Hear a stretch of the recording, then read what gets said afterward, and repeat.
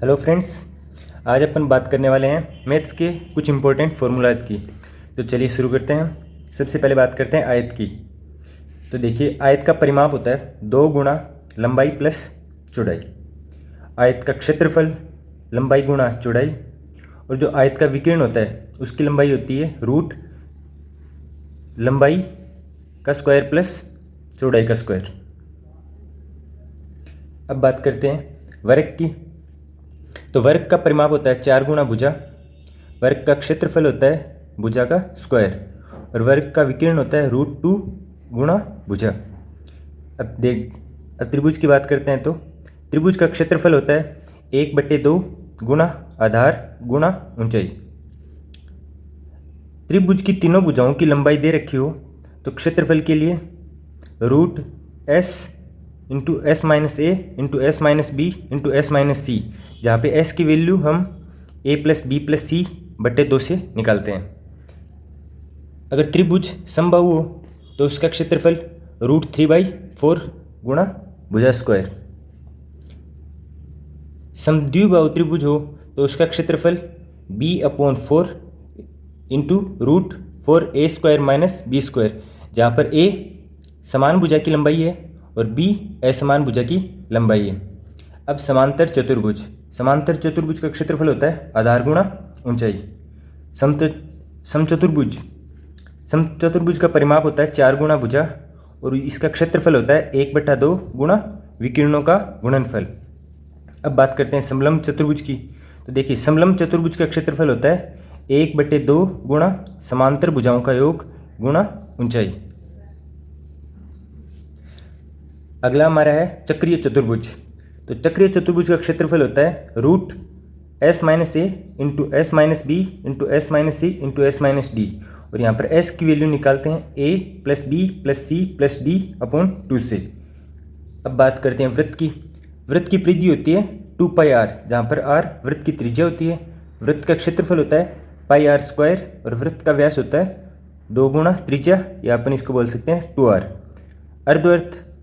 अर्धवृत्त की परिधि होती है πr, परिमाप होता है πr प्लस 2r, और अर्धवृत्त का क्षेत्रफल होता है πr²/2। अब बात करते हैं घनाभ की। घनाभ का आयतन होता है लंबाई गुणा चौड़ाई गुणा ऊंचाई। घनाभ का संपूर्ण पृष्ठीय क्षेत्रफल 2 गुणा लंबाई गुणा चौड़ाई प्लस चौड़ाई गुणा ऊंचाई प्लस चौड़ाई गुणा लंबाई। घनाभ का पार्श्व पृष्ठीय क्षेत्रफल 2 गुणा लंबाई प्लस चौड़ाई इंटू ऊंचाई। घनाभ का विकीर्ण √L² plus b² plus h², जहाँ पर L लंबाई है, b चौड़ाई और h ऊंचाई। अब अपन बात करते हैं घन की। तो घन का आयतन होता है भुजा क्यूब। यहाँ पर a घन की एक भुजा है। घन का संपूर्ण पृष्ठीय क्षेत्रफल होता है 8 गुणा भुजा स्क्वायर। पार्श्व पृष्ठीय क्षेत्रफल होता है 4 गुणा भुजा स्क्वायर, और घन का विकीर्ण होता है √3 इंटू a। अब अपन बेलन की बात करते हैं। तो बेलन का आयतन होता है πr²h, वक्र पृष्ठीय क्षेत्रफल 2πrh, संपूर्ण पृष्ठीय क्षेत्रफल 2πrh प्लस 2πr²। अब अपन बात करते हैं खोखले बेलन की। खोखले बेलन का आयतन होता है πr²h, यहाँ पर r कैपिटल है जो कि बाह्य त्रिज्या को निरूपित कर रहा है, और यहाँ पे r स्मॉल है जो आंतरिक त्रिज्या है। तो इसका फॉर्मूला हो गया πr²h माइनस πr²h। वक्र पृष्ठीय क्षेत्रफल 2π into capital R plus small r into h। h ऊंचाई है। खोखले बेलन का संपूर्ण पृष्ठीय क्षेत्रफल होता है 2π into capital R plus small r into h plus capital R minus small r। चलिए अब बात करते हैं अपन शंकु की। शंकु का आयतन होता है 1/3 πr²h। शंकु का वक्र पृष्ठीय क्षेत्रफल होता है πrl, जहाँ पर l तिर्यक ऊंचाई है।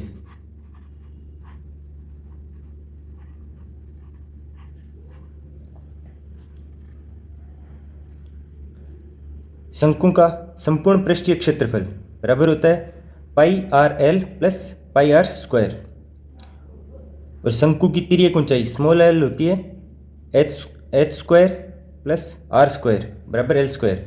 अब यहाँ पे अपन एल की वैल्यू निकालेंगे तो हो जाएगा एल बराबर root H square plus small R का स्क्वायर।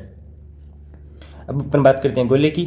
गोले का आयतन होता है 4/3 पाई आर क्यूब। गोले का संपूर्ण पृष्ठीय क्षेत्रफल होता है 4 पाई आर स्क्वायर।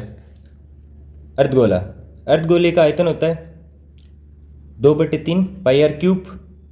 अर्धगोले का वक्र पृष्ठीय क्षेत्रफल होता है 2 पाई आर स्क्वायर। अर्धगोले का संपूर्ण पृष्ठीय क्षेत्रफल होता है 3 पाई आर स्क्वायर।